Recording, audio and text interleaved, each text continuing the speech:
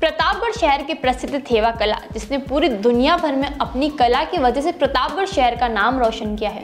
थेवा कला ऐतिहासिक रूप से राजस्थान के प्रतापगढ़ शहर से जुड़ी हुई है। प्रतापगढ़ के नाथूलाल सोनी का परिवार है जिसने इस परंपरा को जीवित किया था।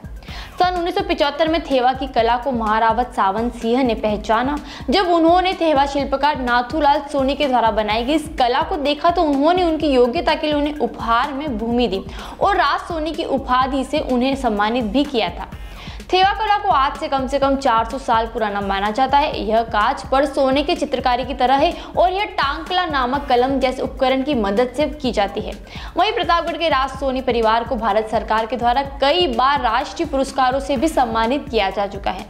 थेवा की हस्तकला स्त्रियों के लिए सोने, मीनाकारी और पारदर्शी कांच के मेल से निर्मित आभूषण के निर्माण से संबंधित है।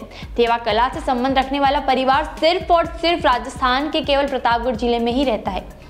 थेवा आभूषणों के निर्माण में विभिन्न रंगों के शीशों को यानी कि कांच को चांदी के महीन तारों से बने फ्रेम में डालकर उस पर सोने की बारीक कलाकृतियां उकेरी जाती है, जिन्हें कुशल और दक्ष हाथ छोटे छोटे औजारों की मदद से बनाया जाता है। यह आभूषण निर्माण कला अपनी मौलिकता और कलात्मक के कारण विश्व की उन गिनी हस्तकलाओं में से एक है जो अंतर्राष्ट्रीय बाजार और विपणन के अभाव में जल्दी विलुप्त हो सकती है।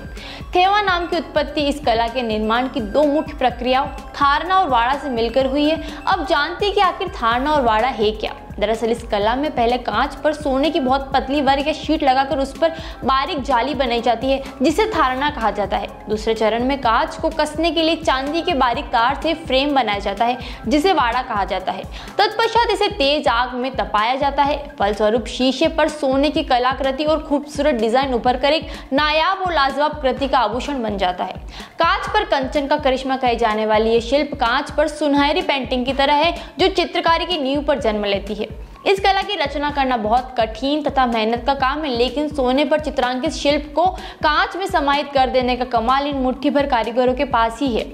शिल्प चित्रण को 23 कैरेट सोने के पत्थर पर टांकल नामक एक विशेष कलम से उकेरा जाता है और कुशलता पूर्वक बहुरंगी कांच पर मढ़ दिया जाता है तो सोने में कांच और कांच में सोना दिखलाई पड़ता है। इसी को थेवा कला कहते हैं। कांच की जगमग को और प्रभावशाली तथा उम्दा बनाए रखने के लिए इसे खास प्रक्रिया से गुजरना पड़ता है जिससे कि कांच में समाहित सोने का कार्य उभार देने लगे और देखने वाले का मन भी छू जाए। इस प्रकार शिल्प का प्रत्येक नमूना पारदर्शी कांच का हो जाता है और उस पर मणि, पन्ना तथा नीलम जैसी प्रभा दिखलाई पड़ती है। कांच से पहले थेवा का काम लाल, नीले और हरे रंगों के मूल्यवान पत्थरों, हीरा, पन्ना आदि पर ही होता था, लेकिन अब यह काम पीले, गुलाबी और काले रंग के कांच के रत्नों पर भी होने लगा है। पहले इस कला से बनाए जाने वाले बॉक्स, प्लेट्स, डिश आदि पर धार्मिक अनुकृतियां और लोकप्रिय लोक कथाएं उकेरी जाती थी, लेकिन अब यह कला आभूषण के साथ साथ पेंडेंट, इयररिंग्स, टाई और साड़ियों के पिन, कॉम्प्लेक्स, फोटो फ्रेम आदि में भी प्रचलित हो गई है। इस कला को कई निजी उपक्रमों द्वारा आधुनिक फैशन के विविध डिजाइनों में डालकर लोकप्रिय बनाने के प्रयास किए जा रहे हैं। यही नहीं, राष्ट्रपति डॉक्टर एपीजे अब्दुल कलाम ने इस कला को 5 रुपये का डाक टिकट पर भी जारी किया था। इससे पहले थेवा कला का नाम लिम्का बुक ऑफ रिकॉर्ड 2011 में भी दर्ज है। इसके साथ ही भारत सरकार द्वारा थेवा कला की प्रतिनिधि संस्था राजस्थान थेवा कला संस्थान प्रतापगढ़ को इस बेजोड़ कला का संरक्षण के लिए विशेषीकरण के लिए वस्तुओं का भौगोलिक उपदर्शन अधिनियम 1999 के तहत जियोग्राफिकल इंडिकेशन संख्या का प्रमाण पत्र भी प्रदान किया गया है। आज प्रतापगढ़ में राज सोनी परिवार के नाम से जाने वाले नाथू जी सोनी के परिवार को सुमन सिंह ने ही राज सोनी परिवार की उपाधि प्रदान की थी।